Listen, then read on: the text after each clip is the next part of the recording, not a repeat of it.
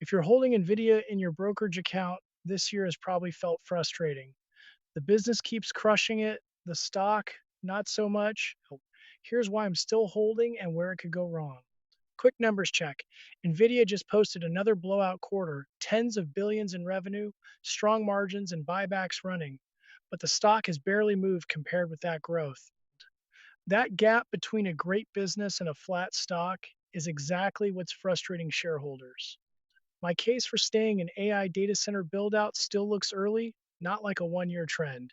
Networking and Blackwell generation chips are still ramping. NVIDIA's dominant share means competitors are chasing, not catching. And buybacks signal confidence. But risks are real, valuation demands, near perfect execution, customer concentration is high, DC. Dot export policy can move the stock overnight, and AMD plus hyperscaler custom silicon could pressure margins over time. That's why I don't panic sell down weeks or chase up weeks. I dollar cost average in my brokerage bucket and let the multi year thesis play out. Full breakdown drops Tuesday, link in bio. 5 years out,